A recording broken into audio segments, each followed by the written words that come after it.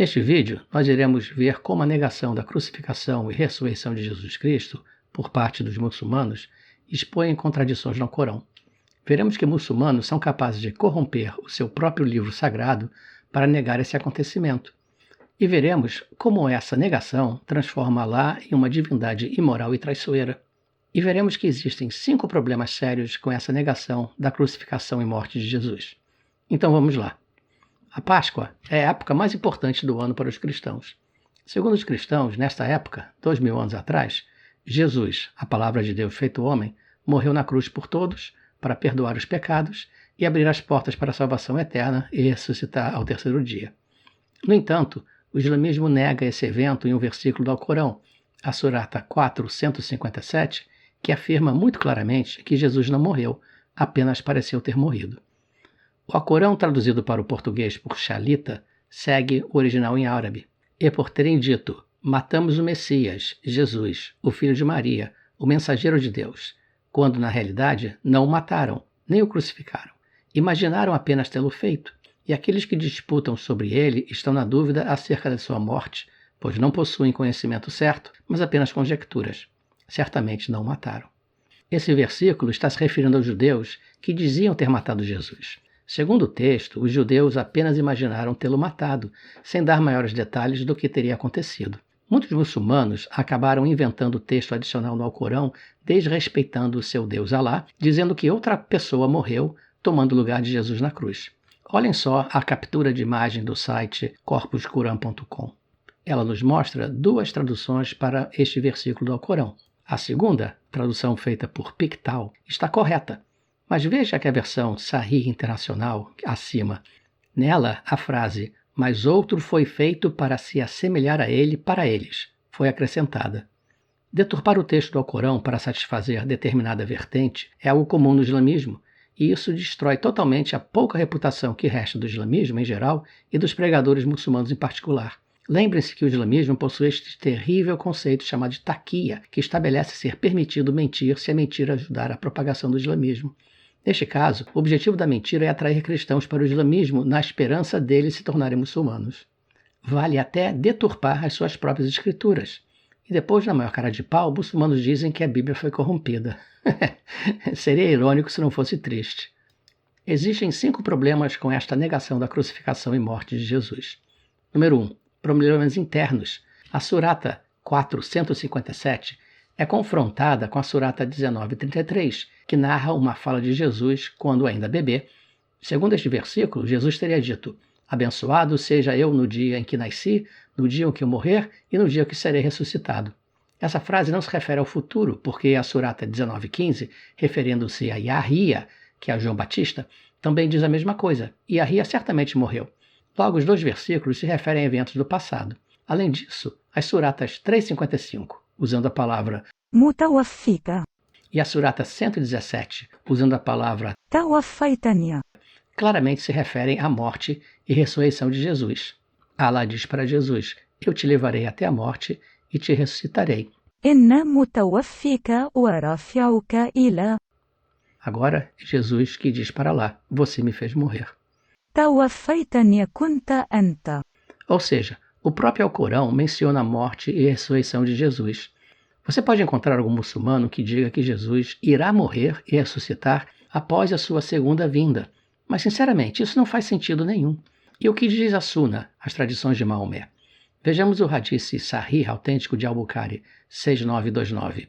Narrou Abdullah: "Como se eu estivesse olhando para o profeta enquanto ele estava falando sobre um dos profetas, cujo povo o espancou e feriu, e ele estava limpando o sangue de seu rosto e dizendo: Ó Senhor, perdoe meu povo, pois eles não sabem." Outro hadith autêntico de Al-Bukhari, número 3477, diz: "Narrou Abdullah: como se eu visse o profeta falando sobre um dos profetas, cuja nação o espancou e o fez sangrar, enquanto ele limpava o sangue de seu rosto, dizia: Ó Alá, perdoe minha nação, porque ela não tem conhecimento." Eu já vi isso antes. E quanto aos comentários do Alcorão? O que diz Qurtubi, 4635? Vamos ler. E alguns dos estudiosos disseram: 12 profetas foram enviados aos filhos de Israel no Levante, e eles os desobedeceram. Então Alá revelou aos profetas que estou enviando meu tormento aos desobedientes, filhos de Israel. de modo que foi difícil para os mensageiros. Então Allah revelou a eles: escolham por si mesmo, se quiserem, infligirei punição a vocês e salvarei os filhos de Israel. E se quiserem, eu os salvarei e enviarei o tormento sobre os filhos de Israel. Então, eles consultaram entre eles, então a sua opinião, concordaram que o tormento cairia sobre eles, e Allah salvaria os filhos de Israel. Então Allah salvou os filhos de Israel e enviou o tormento. E por isso que os reis da terra tiveram autoridade sobre eles. Então, alguns deles foram cerrados com serrotes, e alguns deles tiveram arrancadas a pele da sua cabeça e do rosto.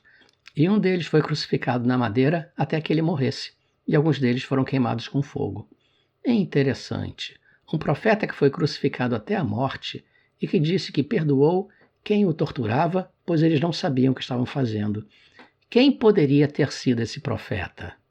Número 2. Vejamos agora os problemas teológicos, que são problemas teológicos apenas para os muçulmanos que insistem que uma pessoa inocente foi morta no lugar de Jesus graças a uma trapaça de Alá.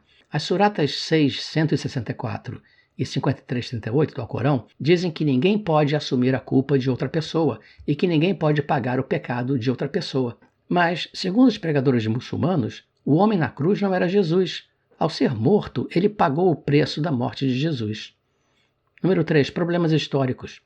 Todas as testemunhas históricas dizem que Jesus foi crucificado. Por exemplo, os estudiosos gregos Talos e Flegon mencionam a crucificação e morte de Jesus durante um debate no ano 52 d.C. Ainda no primeiro século, o historiador romano Tácito menciona que a crucificação aconteceu sob Pôncio Pilatos, durante o reino de Tibério, o que é uma das evidências que a crucificação ocorreu no ano 33 d.C. E existe ainda o historiador judeu Joséfos, que menciona claramente a morte de Jesus. Portanto, temos um grego, um romano e um judeu, todos do primeiro e segundo séculos, referindo-se à crucificação de Jesus e que os cristãos acreditam que esse Jesus ressuscitou dos mortos. Apenas o Alcorão, um livro escrito pelo menos 600 anos depois, é que duvida da crucificação e morte de Jesus.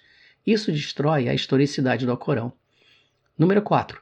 Problemas com testemunhas oculares. João, o discípulo de Jesus, que esteve com Jesus por 3 anos, estava ao pé da cruz. Ele certamente sabia quem estava na cruz. Ele, inclusive, conversou com Jesus e pediu para ele tomar conta da sua mãe. Maria, a mãe de Jesus, também estava na cruz. Ela não conhecia o próprio filho? Ela o conhecia há 33 anos. Ela não saberia se o homem sendo crucificado fosse outra pessoa? E quanto ao homem na cruz? Por que ele diria: Pai, perdoa-lhes porque eles não sabem o que fazem, seguido por: em tuas mãos entrego o meu espírito? Outro homem, o homem errado, teria dito essas coisas? Número 5. Problemas morais. Na verdade, esse é um problema moral dos muçulmanos que insistem que uma pessoa inocente foi morta no lugar de Jesus graças a uma trapaça de Alá. Será que Jesus deixaria outro homem morrer em seu lugar depois de se apresentar 3 dias depois para os discípulos ou uma semana depois para Tomé? Sinceramente, esse não seria o Jesus de verdade. E quanto a Alá, vamos fazer de contas para o momento que Alá é Deus. Quer dizer que Deus não contaria a sua trapaça a ninguém por 600 anos, para então contar a verdadeira história para um árabe analfabeto? Isso é muito enganoso e traiçoeiro. Bem, talvez isso caracterize bem quem é Alá, mas certamente não representa o Deus da Bíblia, que é muito diferente. Acreditar na ressurreição é um ato de fé dos cristãos, e isso não se discute, mas negar a crucificação de Jesus, um fato histórico incontestável, é forçar demais a barra. Até mesmo Bart Ehrman, o famoso historiador ateu, afirma que a crucificação e morte de Jesus é um dos acontecimentos mais bem documentados da história antiga. O Alcorão foi escrito pelo menos 600 anos após a crucificação de Jesus, a milhares de quilômetros de distância e em uma cultura totalmente diferente. A Bíblia foi escrita por testemunhas oculares e pessoas que conheceram os apóstolos, como por exemplo São Lucas, poucas décadas depois do evento. Você tem que decidir por si mesmo qual é a verdade. Mas, existindo liberdade para escolher, eu sei qual verdade eu escolheria. Um recado para os muçulmanos. Muçulmanos, aproveitem que vocês moram no Brasil e caiam fora dessa canoa furada. Vocês não correm perigo de vida se deixarem o islamismo no Brasil. O mesmo não acontece para aqueles muçulmanos que desejam abandonar o islamismo dos países de maioria muçulmana, pois se eles fizerem isso, a religião da paz está pronta para persegui-los ou matá-los. No mundo islâmico existem dezenas, se não centenas de milhões de pessoas que são obrigadas a se fingirem serem muçulmanas para não sofrerem retaliações violentas. Existindo liberdade, eu tenho certeza de que a maioria das pessoas não escolheria uma religião que é capaz de distorcer suas próprias escrituras para enganar os outros. E visite o blog infielatento.org. Ele vem sendo construído para servir como fonte de referência sobre o islamismo em português. Logo no topo, você vai encontrar o artigo Índice de Conteúdos do blog, Informação sobre o Islã e Lei Islâmica, que traz uma lista de artigos mais importantes e depois os assuntos são separados por ordem alfabética para facilitar o seu acesso por tema. Consulte e compartilhe.